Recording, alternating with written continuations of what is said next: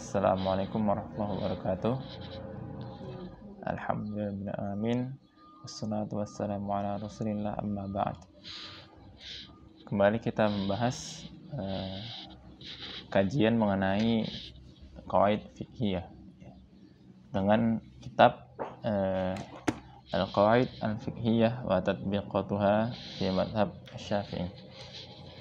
Kemarin kita telah membahas kaidah pertama, yaitu al-umuru bimaqasidiha.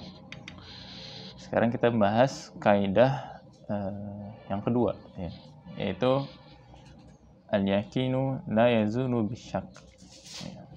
Kita mulai pertama dari pengertian istilah yang terdapat dalam kaidah ini. Pertama, makna dari yakin, ya. Secara istilah, yakin adalah al-jazmu biwuqu'i syai'i aw 'adami wuqu'ihi. Ya, jadi yakin adalah sebuah keputusan atau sebuah keyakinan akan terjadinya sesuatu atau tidak terjadinya sesuatu, gitu ya. Kata kuncinya adalah di al-jazm. Ya. Kemudian di sini ada juga asyak, ya, yang kita artikan dalam bahasa Indonesianya ragu, gitu ya. Kalau menurut ahli fikih, ya, pengertian asyak adalah at-taraddud bainan naqidain bila tarjih li ahadihima 'ala al-akhar. Ya. Jadi asyak adalah sebuah keraguan, nih, di mana kita tidak dapat menentukan mana yang lebih kuat antara dua hal, gitu ya. Kedua-duanya memiliki kekuatan yang sama, gitu ya. Kemudian nanti kita akan mengenal istilah yang namanya adzon, ya. Dzon itu kalau diterjemahkan artinya prasangka, gitu ya. Tapi pengertiannya adalah di sini tarjih ahadit tarafain 'ala al-akhar bidalilin zahir, ya, yabni 'alaihi al-'aqilu umurahu lakinna lam yutrah ihtimal al-akhar. Jadi dia mirip dengan syak, gitu ya. Ada ketidakpastian, gitu. Tapi kalau zon adalah salah satunya lebih kuat sedikit, gitu ya. Karena kuncinya adalah karena bidalilin zahir, karena ada satu dalil, ya, atau satu tanda yang jelas, yang nampak, gitu ya. Sehingga ada kecenderungan sedikit, gitu. Nah, itu namanya zon, ya. Nah, kita masuk ke makna kaidahnya, gitu ya. Yang dimaksud dengan al-yakin la yazulu bisyak, yakni keyakinan itu tidak hilang dengan keraguan, maknanya adalah annal amra al-mutayaqqina bi thubutihi la yartafi'u bi mujarrad turu'i syakki 'alaihi wala yuhkam bi zawalihi bi mujarrad asyak. لأن الأمر اليقيني لا يقل أن يزيله ما هو أضعف منه.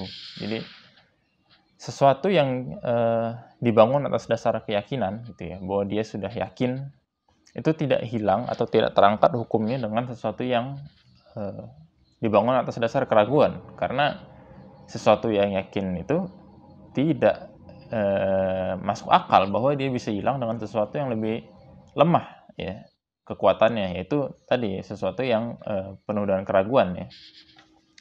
Maka yang ragu itu tidak bisa menghilangkan yang yakin, gitu.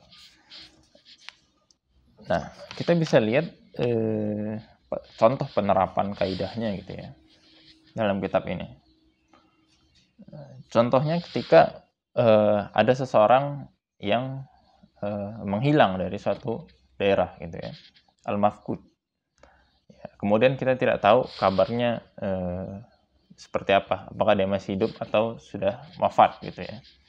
Maka orang ini dihukumi sebagaimana dia masih hidup, gitu. Jadi dia hartanya tidak diwariskan, gitu ya.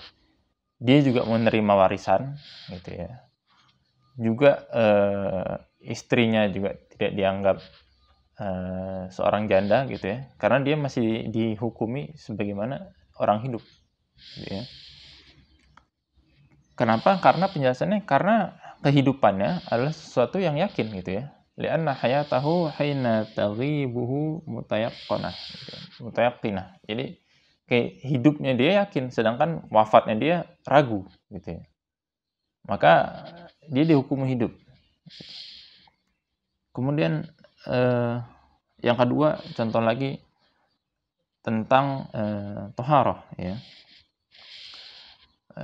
Barang siapa ya, ini yang sering terjadi mungkin ya. Barang siapa yang telah berwudu gitu ya, telah toharoh, lalu dia ragu apakah dia batal atau tidak wudunya gitu ya, merasa buang angin atau tidak gitu ya, maka dia dihukumi suci, masih suci. Karena apa? Karena dia wudunya yakin sedangkan buang anginnya ragu gitu ya. Maka dia dihukumi sebagaimana yang diyakini, yaitu suci. Gitu. Contoh lagi, misalkan dalam puasa gitu ya, dalam urusan puasa, ya, lau syakka as-shaimu fi ghurubi syamsi, ya, lam yajuz lahu al-fitr. Jadi ketika seseorang yang sedang berpuasa gitu ya, ragu bahwa apakah ini sudah masuk maghrib atau belum gitu ya, maka dia tidak boleh berbuka. Ya, kenapa? Karena keadaan yakinnya adalah itu belum masuk waktu maghrib gitu ya. Sedangkan maghribnya sendiri masih ragu gitu ya. Jadi dia dihukumi sebagaimana yang yakin, yaitu belum masuk waktu maghrib. Gitu ya. Sebaliknya juga ya, ketika walau syakka fi tulu'il fajri ya, jazalahu al-akl. Jadi dalam urusan sahur gitu ya, ketika seseorang itu ragu apakah ini sudah masuk waktu subuh atau belum gitu ya, maka dia masih boleh makan karena waktu subuhnya adalah ragu ya, sedangkan waktu malamnya gitu ya, alias waktu di mana dia masih boleh makan itu sesuatu yang yakin gitu ya, maka dia tidak bisa dikalahkan dengan yang ragu gitu. Kemudian itu tadi beberapa contoh terkait penerapan kaidahnya ya. Terdapat pengecualian ya, dalam setiap kaidah fikih selalu ada pengecualian. Di sini saya sebutkan beberapa contoh pengecualian kaidah ini gitu ya. Contohnya seperti di najis ya, najasatu tsaub. Jika suatu najis ya mengenai pakaian kita, kemudian kita tidak tahu gitu ya, kita ragu di mana tempatnya, maka di sini dikatakan yajibu ghusluhu kullah gitu. Jadi wajib dibersihkan semua gitu ya, walaupun atas dasar keraguan gitu ya, tapi dalam urusan najis wajib dibersihkan semuanya gitu. Kemudian contoh lagi misalkan di membasuh ya ketika wudhu ya. Ketika kita wudhu lalu kita lupa, ragu gitu ya, apakah sudah membasuh kepala atau belum gitu kan, maka pendapat yang paling kuat adalah wudhunya sah gitu ya. Dan keraguannya itu dihilangkan gitu ya, sihatut wudhuhi gitu. Kemudian contoh lagi misalkan di jumlah rakaat gitu ya. Jika seseorang sudah selesai sholat gitu ya, sudah salam gitu, selesai dia salam, kemudian dia ragu apakah dia tadi sholat 3 rakaat atau 4 rakaat gitu ya, dia ragu tadi. Nah, pendapat yang paling kuat adalah bahwa sholatnya sah gitu ya, walaupun tadi dikatakan bahwa yang ragu, bahwa yang yakin kan sebenarnya yang sholat yang lebih sedikit kan, artinya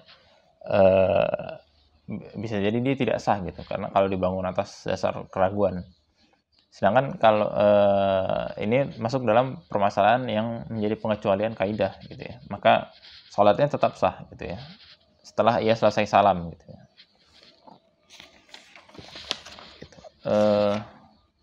Kemudian contoh lagi yang terakhir, seorang musafir gitu ya. Ketika seorang musafir dia ragu apakah dia sudah masuk ke daerahnya kembali atau belum gitu ya.